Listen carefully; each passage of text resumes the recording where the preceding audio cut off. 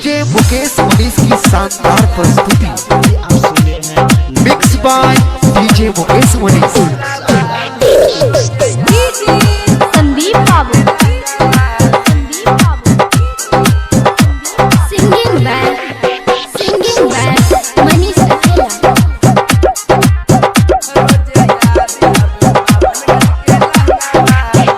जब याबे ये स्कूल लेके गुलाब के फूल हमसे आई के उ बोले बाबू रहो तुम कुल। जब याबे ये स्कूल लेके गुलाब के फूल हमसे आई के उ बोले बाबू रहो तुम कुल। अखियाँ नसीली काली कजरा वाली, अखियाँ नसीली काली कजरा वाली, रोजे याद आवे बाबन गज के घंगरा वाली, रोजे याद आवे बाबन गज के लहंगा वाली। संदीप बाबू सिंगिंग बैक मनीष अभी आप सुन रहे हैं बासुपट्टी बीरपुर से डीजे मुकेश मनीष की शानदार प्रस्तुति।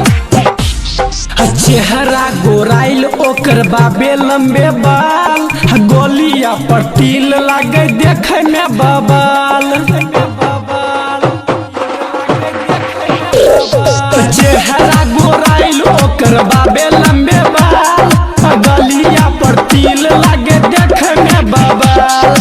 अखियाँ नसीली काली कजरा वाली, अखियाँ नसीली काली कजरा वाली, रोजे याद आवे बाबन गज के घंगरा वाली, रोजे याद आवे बाबन गज के लहंगा वाली।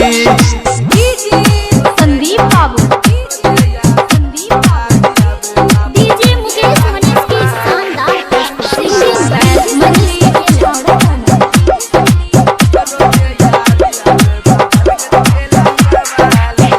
छोरा मन खुश मन इसमें होला झगड़ा, जब जब पेन्ही जालीदार कपड़ा। छोरा मन खुश मन इसमें होला झगड़ा, जब जब पेन्ही जालीदार कपड़ा। अखियाँ नसीली काली कजरा वाली, अखियाँ नसीली काली कजरा वाली, रोजे याद आवे बाबन गज के घंगरा वाली, रोजे याद आवे बाबन गज के लहंगा वाली। आप सुन रहे हैं नगच्छा से शिवानी रिकॉर्डिंग स्टूडियो का शानदार प्रस्तुत।